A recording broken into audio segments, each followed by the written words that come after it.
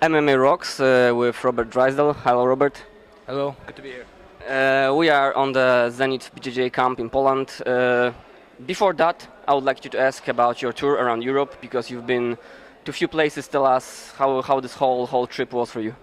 Yeah, I've been visiting a few of the Zenith affiliates around Europe. We started with Girona in Spain.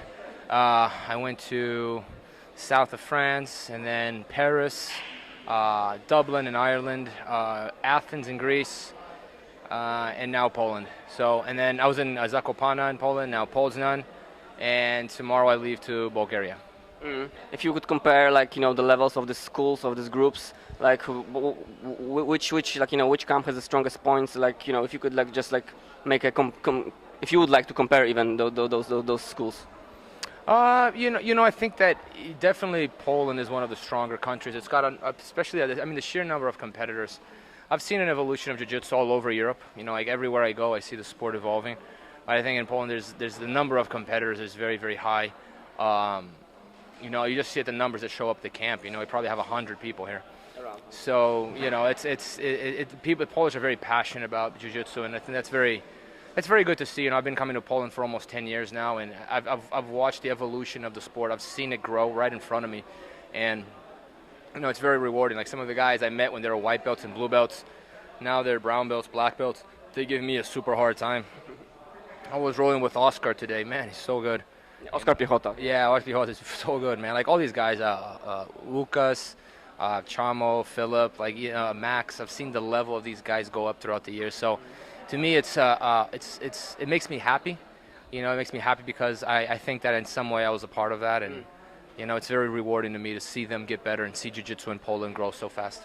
You haven't been here last year. Last year was Abmar Barbosa was guiding it, and this little gap. Have you seen already like a huge jump, or is this what you expected? Something surprises you in here? We've mentioned those guys, like the top level of Polish fighters. Yeah, like do you see their evolution even in this short period of time?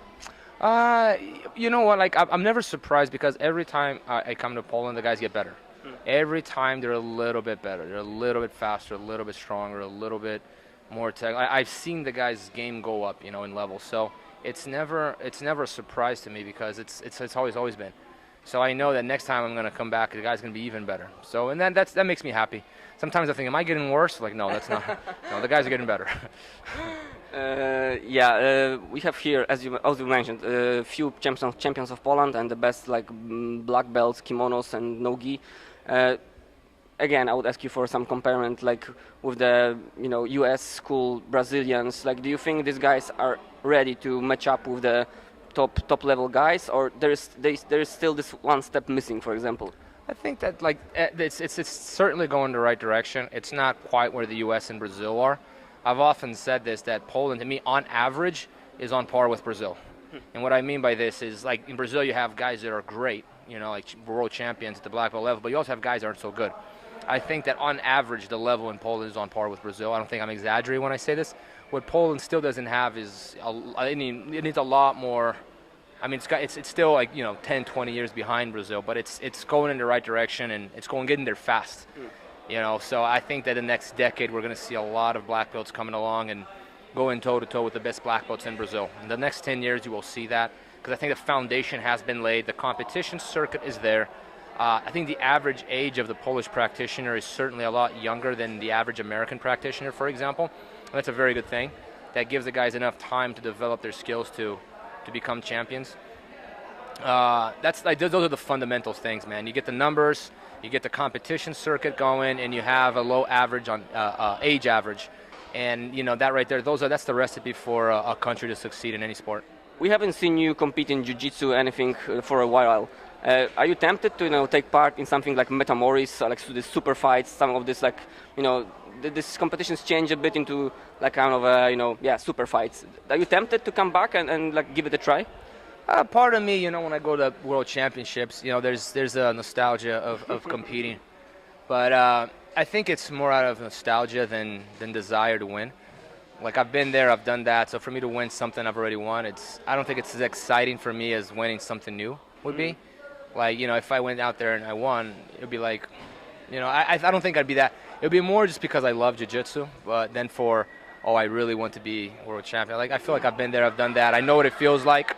I remember well what the feeling is like, you know, and I don't feel I don't feel like I have to prove anything to anyone other than to myself, and I don't personally to myself. I don't feel that I have to prove that. I've already done it. I've already proved to myself that I can do it. So I just my aims and goals are elsewhere. And what do you think about the rules of Metamoris, this no point system? Because from my perspective, for example, the biggest issue with that thing is on the last Metamoris we had almost whole draw. Every fight was a draw. Do you see it like, you know, would you change something in that, or do you like the concept because it's fun, it's entertaining, but still we don't have a winner? It's not entertaining. I don't think it's entertaining because here's the problem. They have the right format in the sense where they're promoting the fighters, they're giving them the attention and the money they deserve. They're treating them like pros. In that aspect, I think they're on the right track. But I don't know what is it with these things about rules with no time limit or no points, or I don't know why people think that's going to make it better. Like how many times have we had rules like this? Like, I mean, they've been doing this since the 1990s, and they have like rules like this, like, oh, this time it's going to be exciting, and it never is. Because I think they fail to understand a fundamental feature of human nature. People are not going to risk something unless they're rewarded for it. No one's going to take chances unless they're rewarded. And what do they always do? They know nothing. They wait. They wait. Everyone's too scared of risking anything, especially in a 20-minute match. I mean, if you wanted to make it exciting with no points, at least make it 5-6 minutes. And then you see the guys go crazy. But 20 minutes with no rewards, guys are not going to kill themselves, man. Like, it's just, I mean, you can't. The only people that the people that come up with these rules or favor these rules, in my opinion, are people that never competed because they have no idea how hard it is to go out there 100% for 10 minutes. Exactly. For to score one advantage or to score a pass in 10 minutes. In 20 and not to be rewarded at all. You know, I don't agree with it. I don't think it's a good format, but I think they do an awesome job promoting the fighters. And in that regard, they're on the right track. I think they got the right idea, but I have my own. I mean, I think that if they shortened the time for like 6 or 7 minutes and they awarded submission attempts, okay, maybe no points for submissions, but give 1 point for submission attempts, like a near submission. What in IBJJF rules will be an advantage, you give 1 point or 2 for a close arm or a close triangle. And you make the match go for 6-7 minutes, you would see the guys jumping flying arm bars. That would be a much better format, far more exciting, and I think the sport would benefit. I mean, I can say something like none of the Olympic sports would even like think about making any competition without points. So if we think about making it more professional as a sport, I mean, as you say, it's a very nice promotion. I watched all the Metamoris, but I mean, no points. There always needs to be in sport. There needs to be a winner. I think that's the whole point of competing. Yeah. That and it's. I think that eventually they're gonna change. They're gonna come to terms with the fact that it's not.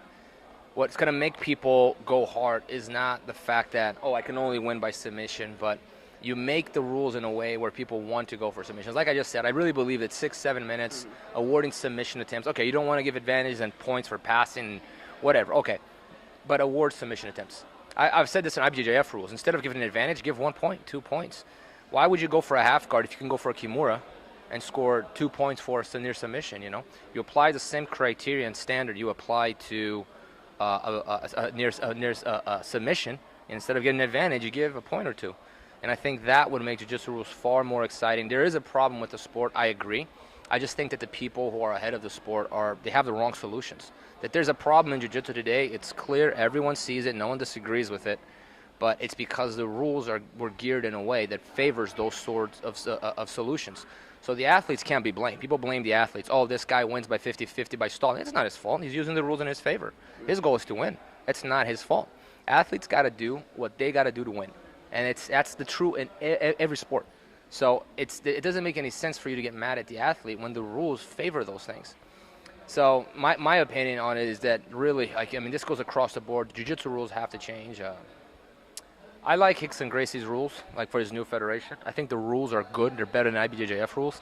On the other hand, I think he's doing the sport more harm than good by dividing the sport again. The Metamoris has that aspect as well. By creating a new set of rules, they don't unite jiu-jitsu, they divide it further. And then, you know, maybe I'll start my own federation too and have my own set of rules. I mean, why doesn't everyone do it now? Now we have 1,000 different federations with 1,000 different set of rules because everyone believes that their idea of the way a sport should be run is the best. Everyone believes that. I believe that. You believe that. Everyone believes that their idea is the best one. But now what we're doing is we're dividing the sport further. We're further away from the Olympics, because no Olympic committee is going to take serious a sport that has 8 federations. You know, it's not doing the sport any good. I have my disagreements with IBJJF rules, but as much as I like Hicks and Gracie rules, I think they are better rules. I think that you can have a bigger change in the sport by working with IBJJF to change them and you know, and try to make the rules better. Especially someone like Hicks, and he has a lot of influence. You know, he could easily talk to the guys. The guys would listen.